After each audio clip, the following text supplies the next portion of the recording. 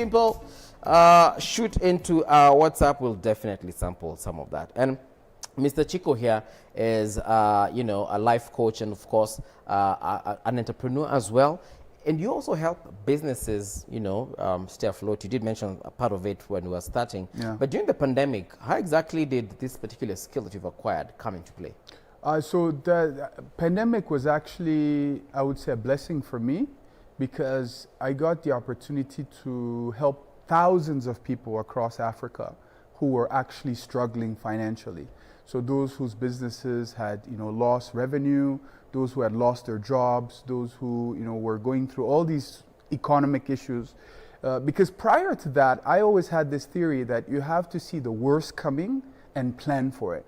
So, for example, this recession that we're in, that we're already in, right? It's not that it's coming, we're already in the recession. Right. If you had thought about this a year ago, you would have planned ahead. But now when it's happening, it's like a reaction mode, right? Knee-jerk situation. Exactly, a knee-jerk. So during the pandemic, I created a course called Cashflow Mastery so that I can help people learn how to make money during hard times. How do you generate revenue from nothing? How do you find ideas that are profitable? Right. And one of the things to answer this question is that you have to look at where is the flow of money? Like, where is money already flowing? What are you spending your money on a day-to-day basis, right? So one, you have to reduce your expenses so that you can keep more money in, but then you have to start finding places and opportunities where you can generate more cash to get it coming in. And so that's where one, if you already have a running business, you have to look at that employee that's been stressing you for a long time. Now is the time to let them go? Now you have to let them go. You have to. Why? Because you've tried, you've mentored, and they're still costing you money, but they're not generating any for you, right? That person has to go. And we know, we saw that a lot in this country. People got fired. Yep. People were put on half salaries, Yep. others even less than half their salaries. Yep. So basically salary cuts and people were let go. Businesses died. Yeah. Yeah. And some of them stayed alive as zombies. So they were dead inside, but the owners didn't want to accept that they were dead, and then they continued trying to, you know, force and get loans and all that, and their situation just got worse. You have to be very realistic in business, right? Right. Business is not a hobby; it's actually a profession. Yeah. You know, it's an art, it's a skill, it's not just a lifestyle. It's something that you must be committed to, and you have to look at that business as something that has to outlive you. So you're not supposed to start a business and then it dies in 3 years. It's supposed to survive. And the only way for it to survive is cash. Cash is the lifeline of a business. So if you don't put cash as a number one priority for your business is going to die. So I always say cash flow is more important than your mom. Because without cash flow, your mom has a problem. You can't help her. The people were like, not my mom. Not my mom. That's why we have to start with the mom, because we all love our mom, right? Yes. Your mom should not be more important than the cash flow of your business. All right. Because if the cash flow of your business suffers and your mom is suffering, there's no way you can help her. Right. So for entrepreneurs who are right now in this season, this is the season to tighten your cash, right? To find out where is the money leaking? Where am I losing money? Why am I going out every day to the pub, to the club, taking my friends out, you know, at my expense, while my business is not making as much as it was before? Stop going out. Right. Cancel that Netflix subscription if necessary. Go back. Entertainment? Yes, go back to your movie shop or read books. This is the time to read books. Right. This is the time to fill your mind with knowledge, right? Because after this election in Kenya, things are going to go well. Because one thing I'd like to tell every entrepreneur is that whoever comes into power, their number one priority will be to reduce the problem of the cost of living. Right. It's the number one issue that every Kenyan is facing right now. So any politician who wins, whoever, that's what they're going to focus on. So they're going to put incentives and they're going to put, you know, policies to boost the economy. You better be ready for that opportunity. So what does that mean? It means you have to survive this season. But you can't survive this season when you're putting out more than what is coming in. So you have to tighten your finances. Rather than buying a new pair of shoes, fix the old one. Rather than buying a new equipment, fix the old one. A lot of people were left by their wives and also wives by their husbands because of this very situation. Yes. Because your wife is used on is used to rather what is it called? Particular like lifestyle. A particular lifestyle. That you used her to. Yeah, yes. You made her used to it. Exactly. She's used to that Netflix you're talking about. Yeah, She's used to that big TV. She's used to a new pair of shoes after every few months. Now you're telling her that shoe that, you know, is torn, you need to go and repair it. That dress, you need to go and probably, you know, fit it in because you know, you've lost weight. And she's like, but this poor man. Yeah, so even they replaced us the same way we are replacing the Netflix. Cash flow is more important than your wifey. Yeah, she's going to get a new man. Yeah, probably who can still afford that Netflix. And then in the next season, when he cannot afford it again, maybe she'll come back to you because you would have improved your finances. Not just think about it. Yeah, you would have improved your finances because you know everyone's life is seasonal. You can be very sick today, but very rich. And then tomorrow you're very rich, but you're very sick. Today you're very poor, but you're very happy. Tomorrow you're very rich, but you're very sad, right? I've been very happy when I was broke, and I've been depressed when I was financially stable. I've seen it, right? Where I was walking around in Kenya, there was a time I remember when I first came, because I didn't know the country, you know, and I got taken advantage by some people and all that. So I found myself in a very difficult situation. I walked into this kabanda, right? And I was so hungry, I ordered food without having the money to pay. How did you pay for the food? It was the longest meal of my life, man. I was just sitting there eating slowly.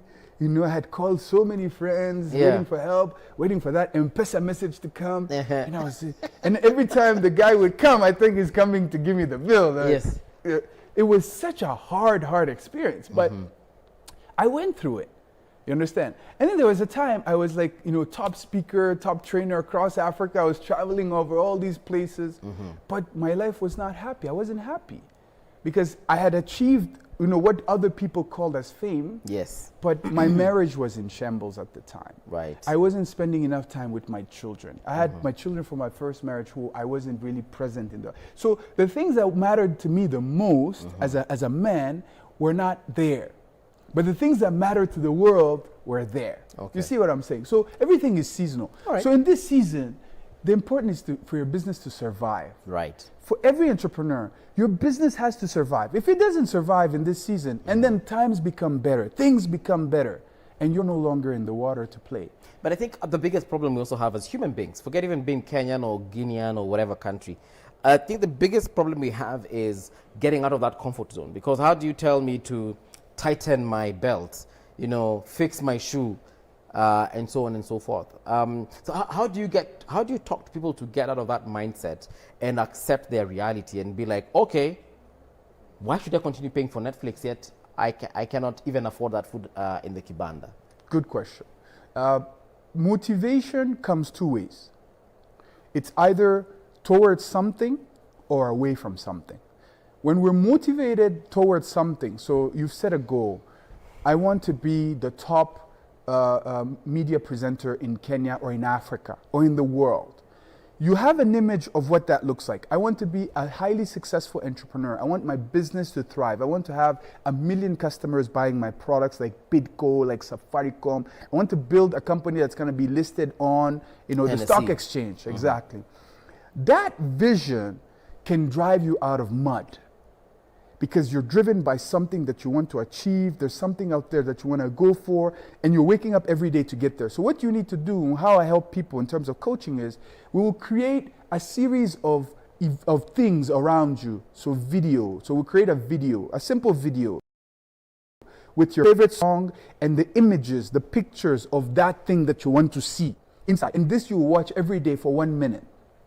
Every day you have it on. I have mine on my phone, right? Where I have all these things I want to achieve, plus my favorite song that is playing in the background. So I watch this as I'm working out. I watch this when I wake up, when I'm driving. So it reminds me that all this suffering I'm going through is so that I can achieve that. And I've seen it happen, so I know it's going to happen. That's one way of motivating yourself.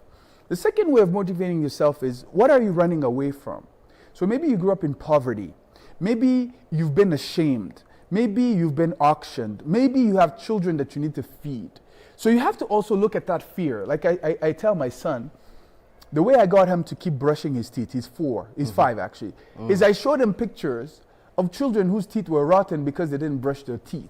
Okay. And I kept showing him this. I said, you see these kids? If you don't brush your teeth, this is you. This is you. So he goes around telling people, I don't want my teeth to be like that. But it's not just him, it's us as well. Everything that is rewarded, we want more of. But everything that is punished, we want less of. So you have to punish yourself. You have to constrain yourself. When I came to Kenya, I didn't need to come to Kenya. I had just finished the Mandela Washington Fellowship. I had met the President Obama. I was successful. But I came because I needed to get out of my comfort zone. In 2014, I felt like I had reached the summum of my success as a young man, everything I had dreamed for. Because before that too, I was a failure. I had dropped out of 3 different universities. I had tried tens of businesses that had failed. My family thought I was going nowhere. Then after work, I succeed. And I realized, okay, I've reached the summum. I need to put myself in a harder situation so I can move to the next level. And that's what happened. And so even today, I'm in Meru. Yeah. Someone would say, wow, you're a 2-time TEDx speaker. You're recognized as one of the top business and entrepreneurship trainers. You've been training the top young leaders in the continent for the past 7 years. Right. You have a very influential network. Why are you not out there, doing this with the world? Why are you not sitting with Jeff Bezos or Jack Ma? Exactly. That is my vision. But I said, you know what? You have to start again. Every time you go up, you have to be able to constrain yourself, put yourself in an environment where I say, from Meru, I'll reach the world. That was the goal I set in 2020. I said, from this place where I am, I'm going to build something. I'm going to build this community. I'm going to get to the world from here. And that's the thing. I mean, a lot of Kenyans, you came from Guinea, having met the likes of Obama and so on, and you have come all the way to Meru, yet there's someone in Meru trying to leave Meru to come to Nairobi. Yep. Yeah, so that because they feel or they think or they know that Nairobi is their springboard. For you, Meru is your springboard. Meru is currently my springboard. Yeah. Because that's what God designed for me, right? Right. And I would tell that person that, yes, maybe Nairobi is their springboard. You never know. If what they want to accomplish, they can't do it from Meru, then they have to go to Nairobi. Because you also have to evaluate your abilities. I think people overestimate and underestimate themselves. Oftentimes, when we look at other people, like we look at someone who we feel is ahead of us, so what do? We underestimate our own abilities. Oh, he's doing that because his father is this. He's doing that because he has that education. But even if his father is successful, does not necessarily mean he'll be successful. Even if we've seen people who, they were given everything as a heritage, and they spoiled it, right? So coming from a successful family doesn't necessarily guarantee you success, right? But on the flip side, what can you learn from that individual that you can apply in your life to get to where you want to go? So if I see someone that I envy, right, that I feel envious towards, 1, I ignore them. 2, I study them. So I ignore them. Why? I ignore them because there must be something in me. There's a lack of self-esteem in myself that is bringing out this envy. So I will ignore them for that. I won't be following them. Okay. But I will study them. What are they doing that I'm not doing? What is it that I admire in them, but it's coming out as envy? Right? Because you can't just be learning from the people who inspire you. You have to learn also from people who you feel like, I am inferior to this person. You get what I'm saying? So entrepreneurs who are struggling with self-esteem, it manifests itself in their business. Right. You have to be confident in yourself that you didn't go into this just for fun. You went into this for something. Okay. Or you went into this running away from something. Okay. And if you don't solve this problem in the moment, like if you don't cancel that subscription now, if that's the problem, like you've listed all of your expenses and you realize, okay, what I'm earning and what I'm spending is almost the same. So the only way I can grow is through debt. And this is not the season to get into debt. When cash is tight, it's not the season to get into debt, because when you sign a contract with the bank for a loan, in those small writings, somewhere it's written there that if the interest rate changes at the central bank, they can renegotiate your loan. So that means that because of inflation, if the central bank decides to increase the interest rates and say, okay, now we're going from 14 to 22, the bank is going to renegotiate your loan. Right. The SACCO is going to renegotiate your loan. So you're going to have to pay more on that loan while you're earning less. Okay. Or what you're earning is less. So you have to reduce the cash. Get your customers to pay up front. Tell them, I can't give you on credit anymore. Yes. Because things are tight. Kindly, just pay 50%. I'll even give you a discount if you can pay early. Okay. Give discounts for those who pay early, increase the price for those who pay late. And at the same time, those who get them to pay, and then now you tell the other one, okay, I'm going to pay you in 15 days. Okay. Give me a bit more time to pay you, so you have more money to play around with. Very quickly before we come to the end, because I see we have about 3 minutes. The biggest problem we're having right now as entrepreneurs in Kenya is the fact that we do not have capital. Yes. And lack of capital is also probably stopping us, inhibiting us from being innovative, because why should I even think about starting a business if I don't even have the money to start it in the first place? I think innovation is expensive. I always say that. To start an innovative company, you have to have capital. If you're going to create something new that is solving a new problem, you have to have the research and development, because it takes time before you break even. That's why I always say, follow the money. If you find that someone is doing something and they're earning money and you don't even have, do that. Copy, paste, generate revenue. Once you've generated revenue, now go back and say, okay, how can I generate more revenue? Because it all starts from the first sale. What can you sell today? You and I are very fashionable people, right? So let's say we're completely broke. We have suits to sell, right? But beyond selling suits, we could be fashion designers. Because there's a demand, right? There are people right now selling it. So you use what you have, get in the market and generate revenue. Once you've started generating revenue, now improve your customer service. Now you can start innovating because you're generating revenue. So I don't tell people when they're struggling and they don't have resources, don't go for the big idea. Go for small wins. Try to make that first 100 bulb. Then make the first 500. Then make the first 5,000. If you're in a place where you already have a little bit of capital, also don't put all the capital in something that's going to take 6 months or 1 year before you generate revenue. Start with something that is already making money now, and then now use your capital and your cushion to try to innovate and expand on top. But always start with where the money is. Follow the money. Be in the flow of the money. Yes. Once you're in the flow of the money, I'll give you one thing before we leave. Right. I have this. I generally don't walk around with cash, but I had to get cash today. But let's just finish with money, because that's what this is. That for topic my is parking? Yeah, you can. I'll give you. Right. So just kidding. So this is paper, right? This is paper money, right? 1,000 Kenyan shillings, right? Right. If you take off this seal, if you take off the signature and all these things that have been put inside, it stops being legal tender. It stops being, like, the value of the money is no longer there. But I can do this to this paper. Right? I can do this. I can paste. Someone just said Jesus. Everybody has that emotional reaction because we've given so much value to this paper. Right. But imagine if I glue it together right now, again, I can still go and pay something with its value. Why? Now, this country owns this money. This is Kenyan money. Right. But this governor who's there, who put him there? It's the president. Right. Who elected the president? Us. It's the citizens. So this is your money. It's yours. Whatever amount you want for anything, that money is already there at your disposal. But you're giving so much value to this paper that you're not allowing yourself to dream of yourself being wealthy. Because every time you want to achieve something, you think of how much it costs, this paper money, rather than thinking of what you need to do to get there. So I always tell people, money is not something you should be afraid of. Money is something you should put in your bed and sleep on. Money is something that you should make your friend. Why? Because it's a tool for you to achieve your financial goals. We'll paste this together right now. I'll give this to her. I'll give this to him. They'll paste it together. And they'll have 1,000 bob. And they have 1,000 bob. Right. The only thing illegal is when we burn this money. Right. Because then when you burn it, it can't be used. But money tears. Money degrades. There's holes on money you take to the bank, they give you another part. So people should not be afraid of money. Right? Money is spiritual, and you have power over money. So you should be able to say, that thing I want, I own it. Money, go and pay for it. Right. You understand? Like, you control the money. Go stand in front of money. Yeah, you command the money. That's what I'm talking about. Thank you very much. Go to the bank and tell the bank, this business of mine, I want you to transfer these funds to that business. And then you walk with that faith. And it will happen.